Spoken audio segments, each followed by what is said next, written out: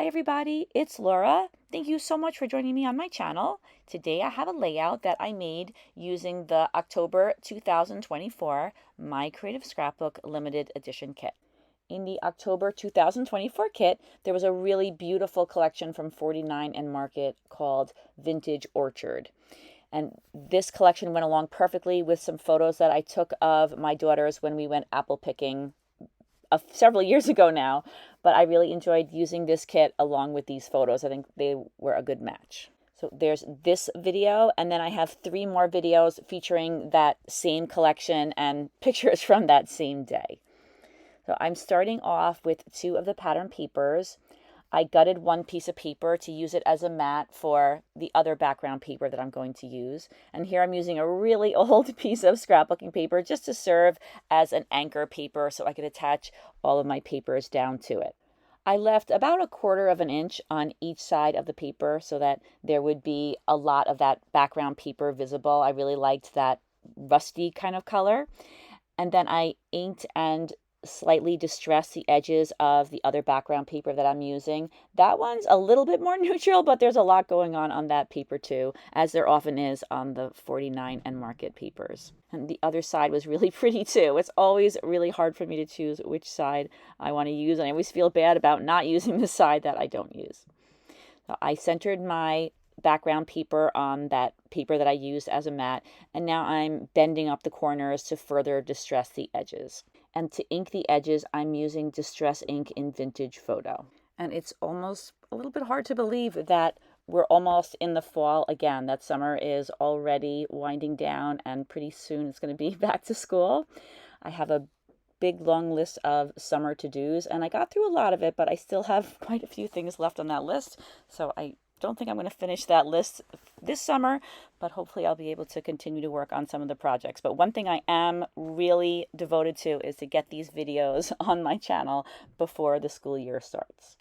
I'm a teacher. I've been teaching for 30 years, so I'm starting my 31st year, and I've been teaching for 24 years in the same school and in the same district, and now I'm going to be in a different school, so it's going to be a really interesting fall. So the pieces that I'm working with now were fussy cut out of another pattern paper.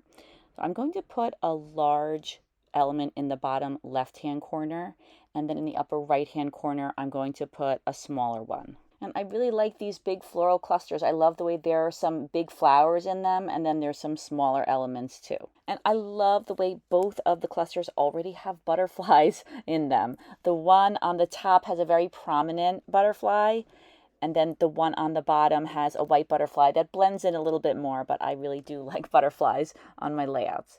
And then once I had these pieces attached down, I realized that I forgot to ink the edges of them.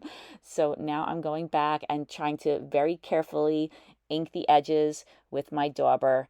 And on the bottom piece, I was able to kind of bend up the edge, but on the top piece, I had to kind of pull up most of it, but it's not a big deal. It will just go right back down again. And I think that it makes such a big difference when the edge is inked. I don't know, something about it. I'm just addicted to the look of inked edges on elements that I layer on top of my layout. So now I'm going to start working on my photo cluster. I have a really pretty photo, I think, of my 2 daughters standing on this beautiful hill. We were in New Paltz, New York, apple picking. And I'm going to take this frame and use that for my photo. And then the other elements that you see on my mat, I'm going to use those as layers behind the photo.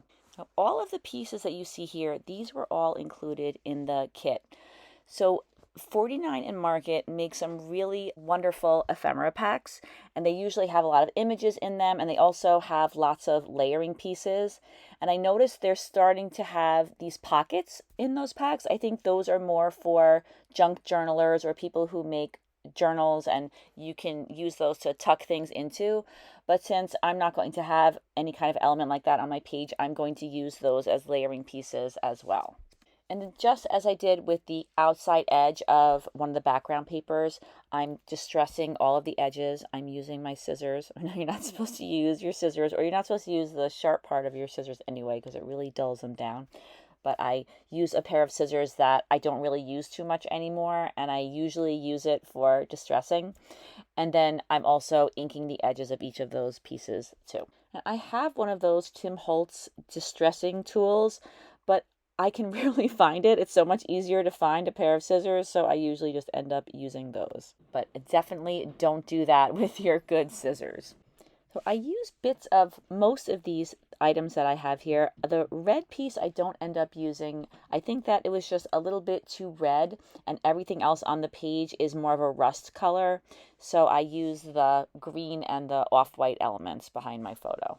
As of right now, though, I'm still trying to make that red work. I cut the tab off of the bottom, and I thought that maybe I could use that as one of the layering pieces, but it just didn't end up working out with the rest of the color scheme on the page. So I added that green tab to the bottom, and then I decided I was going to try this photo cluster on the page and see how it was looking. And I was pretty happy with how it was working out, but I wanted to add something a little bit more on the right. You could see that there's just one card, and I needed another card to kind of complete that layering. And since you're only going to see a very small part of these cards, I just cut them into smaller pieces. I don't really want to waste anything. And I didn't used to worry so much about conserving the paper, but I can't tell you how many times I needed the smallest little amount of a particular paper, and because I didn't gut a paper or because I attached a large piece down when I only needed a small one, I didn't have what I needed. So this has kind of developed over the years where I am very careful about not wasting paper by putting it behind something, because you never know when you're going to need it for something else on the page. So this is where I finally decided that red tab just wasn't working, and I replaced it with a green paper. And then I tried a tag on the right hand side of the cluster, but I don't end up keeping that. So now I have a number of elements on my mat that I'm going to, or I plan to, incorporate into the page. I have the title. It says family. I also picked out a little banner that says memories made, and I'm going to combine those to make the title. And then I love the little signs that were in this kit. One of them says harvest fields with an arrow pointing one way and apple picking with an arrow pointing the other way. And that's just perfect for this layout. So I definitely am going to include that. And there's another sign that says right here, right now. I'm going to include that as well. So I inked the edges of all of these elements that I plan to use, including these dimensional flowers that you see here. I'm just going to have one small cluster of the dimensional flowers in the lower left-hand side of the photo. Usually I try to balance it off with another one on the page, but I decided that I only needed it in that one spot. I put a little sentiment underneath the photo that says awesome autumn. And now I'm making my title cluster to the left of my photo. And as I mentioned, it says family memories made. I have some florals that I put behind there. And then I also added a die cut heart that has some faux stitching around it. And I think that looks really cute too. Perfect to go along with family. And then the florals that I'm using in that title cluster, some of those are fussy cut out and some of them are die cuts. So my family has been going to the same exact place to go apple picking for years. I used to go with my sister's family and a friend's family, and it's just a really familiar place. We've been there so many times. And then later on, when my kids were a little bit older, we decided to kind of revive the apple picking tradition. And I realized that it is literally right down the street from their college, or the college that they were going to at the time. I just never made the connection that they were so close to each other. And I don't know how we went there for so many years, and I never noticed that the college was right there, but I didn't. And New Paltz is such a great little town. I really love it there. Like I said, both of my daughters went to college there. My older daughter went there for 4 years, and my younger daughter finished up her undergraduate there. She went there for 3 years. And although I think they're both really happy that they're finished with their college education, they still really love going there. And we go there every now and then for dinner and to go to all the really cool little shops that they have there. So it's definitely a place that we've been to quite a bit in our lives. So for me, this is a relatively simple layout, just in the respect that I don't have any mixed media going on. So I'm mainly just playing around with all the elements and putting them in the places I think that they look best. I put those little signs that I really like on the bottom, one on the right-hand side, one on the left-hand side, and I would love to have some more of those. I think they're really cool. And at this point, I'm happy with the arrangement of everything, so I'm using my adhesive and attaching it all down. I use my tape runner to attach those dimensional flowers down, but that's just temporary. Those would never stay on the layout with just the tape runner tape. I have to use some wet medium in order to hold those in place. And then I thought that those two flowers by the photo looked a little bit too bare, so I decided to add a little butterfly. I just tucked the butterfly in between the two flowers. Well, I liked the way the layout was turning out, but I thought that it needed something a little bit more. So I used a die that I had in my stash and one of the pattern papers that was included in the kit, and I die cut out a number of branches.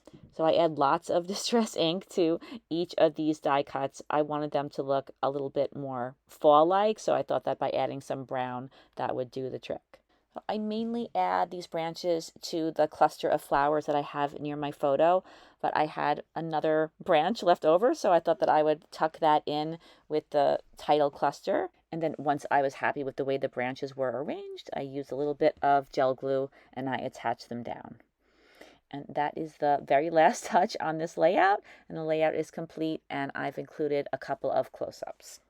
So that's the first of the 4 fall videos I have to share with you. This was kind of a quick layout. I thought that this would be a good one to start with, and then I have a bunch more. I hope to have them all done by the beginning of September. Thank you very, very much for watching. I really appreciate you taking time out of your day to watch this video. And as always, I really hope that there was something in this video that you found useful and something you could try out in your crafting. I hope you have a fantastic day, and I hope to see you again soon. Take care, everybody. Bye-bye.